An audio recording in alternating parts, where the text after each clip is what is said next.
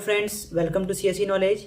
आज हम लोग पार्शियल डिफरेंशियल इक्वेशन का लेक्चर 7 देखेंगे, जिसमें हम लोगों ने homogeneous linear partial differential equation का एक फॉर्म देखा था ax प्लस by, और पिछले लेक्चर में हम लोगों ने दूसरा फॉर्म देखा था x to the power m y to the power n। तो गाइज आज उस पर हम लोगों ने क्वेश्चन भी किया था, तो आज हम लोग इसका थोड़ा सा रिवाइज करेंगे उसके बाद, और इस मेथड पे बेस क्वेश्चन करेंगे और इसको पूरी तरह से कंप्लीट करेंगे।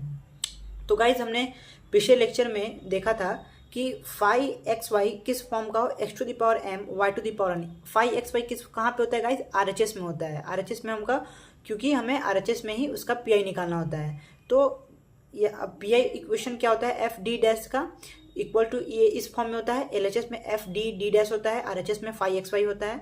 और हमारा उसका पीआई कैसे निकलता है? 1/f डी डी डैश, एकदम same as it is previous step करते हैं गाइज। फाई एक्स वाई पहले सबसे ये स्टेप तो सेम है।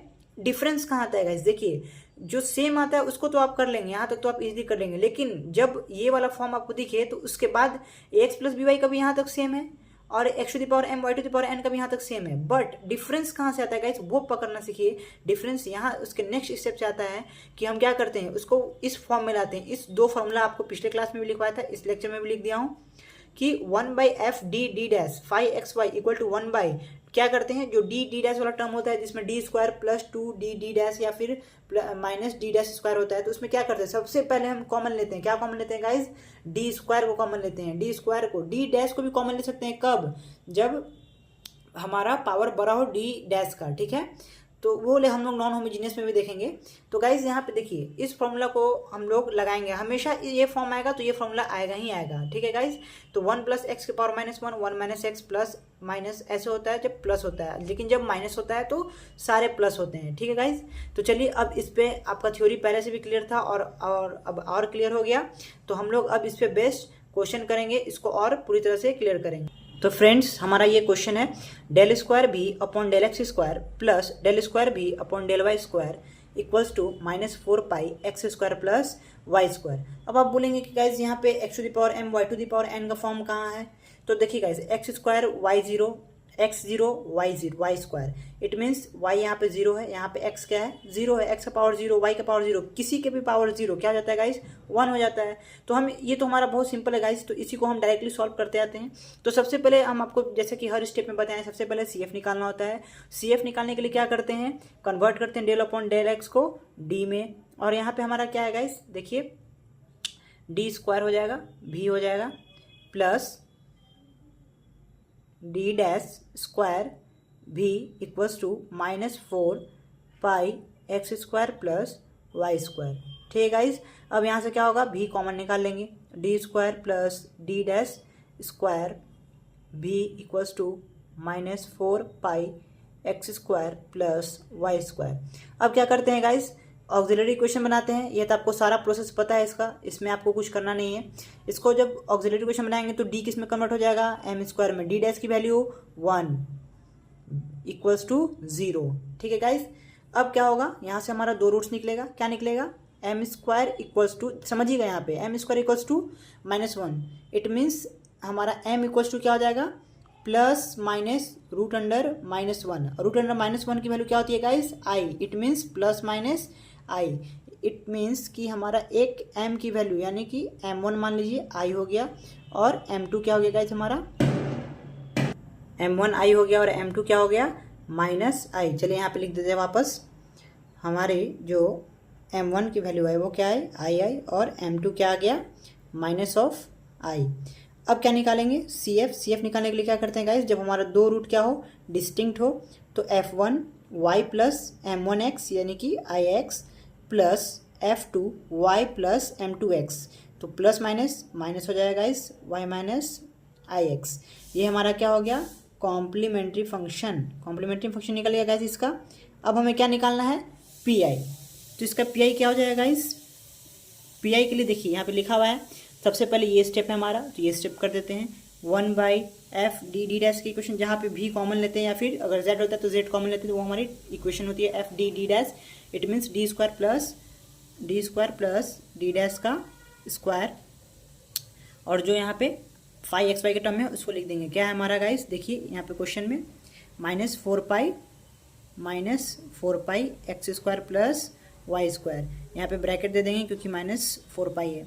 तो अब क्या हो जाएगा गाइस, देखिए -4 पाई को बाहर कर लीजिए, -4 pi upon D square plus D dash square x square plus y square.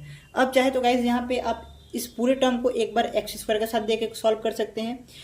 इसमें क्या हो जाएगा y की पावर 0, और चाहे तो आप क्या कर सकते हैं, एक बार इसके साथ एक बार इसके साथ, मतलब p1 प्लस p2 करके आप एक बार निकाल सकते हैं। और लेकिन यहाँ पे सिंपल है गाइस, तो इसको हम लोग डायरेक्टली निकाल लेंगे, मतलब हमें कुछ सेपरेट करने की ज़रूरत नहीं पड़ेगी। तो देखिए इसको स्टेप बाय स्टेप सॉल्व करते हैं। तो क्या हो जाएगा गाइस, देखिए यहाँ पे -4 पाई तो हमारा कांस्टेंट है, ये ऐसे रहेगा।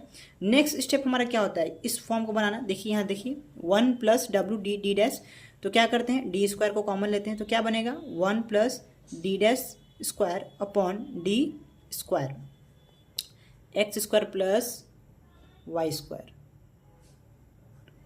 ठीक है गाइस, अब क्या करेंगे, इसको ऊपर भेजेंगे तो क्या हो जाएगा -4 pi D upon D square 1 plus D dash upon D dash का स्क्वायर अपॉन डी स्क्वायर, जो एज इट इज़ जो एक्स स्क्वायर और वाई स्क्वायर है, x square plus y square. ठीक है गाइस, तो अब क्या हो जाएगा, ये देखिए -4 पाई अपॉन डी स्क्वायर, यहाँ पे क्या है 1 प्लस एक्स का फॉर्म है ना गाइस, 1 प्लस एक्स की पावर -1, 1 प्लस ऊपर जाएगा तो माइनस हो जाएगा ना पावर, तो 1 प्लस एक्स की पावर -1 का फॉर्म लिखा हुआ है। देखिए क्या होता है 1 minus x plus x square minus x cube, ये फॉर्म होता है प्लस माइनस कब, जब बीच में प्लस हो।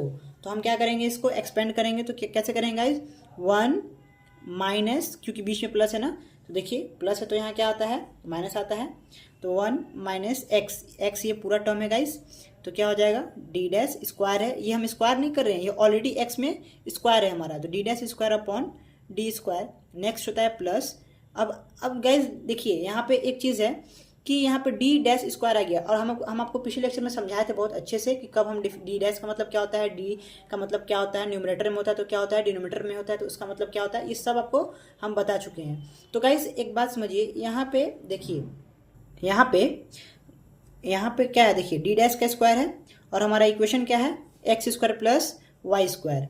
तो डी डैश है, तो जब एक्स के साथ मल्टीप्लाई एक्स डी डैश है, इसका मतलब differentiation with respect to y, तो एक्स स्क्वायर कांस्टेंट, तो इसका तो 0 हो जाएगा।